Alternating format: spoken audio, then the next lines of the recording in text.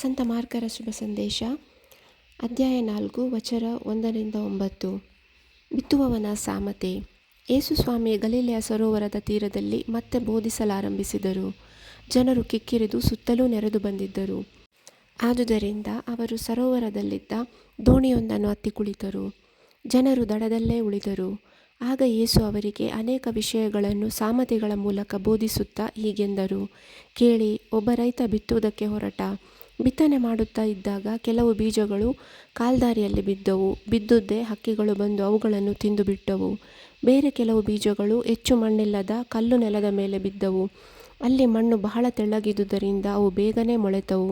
ಬಿಸಿಲೇರಿದಾಗ ಬಾಡಿದವು. ಆಳವಾಗಿ ಬೇರೂರಲು ಆಗದ ಕಾರಣ ಅವು ಒಣಗಿ ಹೋದವು. ಇನ್ನು ಕೆಲವು ಬೀಜಗಳು ಮುಳ್ಳು ಪೊದೆಗಳ ನಡುವೆ ಬಿದ್ದವು. ಮುಳ್ಳು ಪೊದೆಗಳು ಸಸ್ಯಗಳ ಸಮೇತ ಅವುಗಳನ್ನು ಅದುಮಿಬಿಟ್ಟವು. ಆದುದರಿಂದ ಅವು ಫಲ ಕೊಡಲಿಲ್ಲ. ಇನ್ನು ಕೆಲವು ಬೀಜಗಳು ಹದವಾದ ಭೂಮಿಯಲ್ಲಿ ಬಿದ್ದವು. ಅವು ಮೊಳೆತು ಬೆಳೆದು ತೆನೆ ಬಿಟ್ಟವು. ಅವುಗಳಲ್ಲಿ ಕೆಲವು 30ರಷ್ಟು, ಕೆಲವು 60ರಷ್ಟು ಮತ್ತು ಕೆಲವು 100ರಷ್ಟು ಫಸಲನ್ನು ಕೊಟ್ಟವು.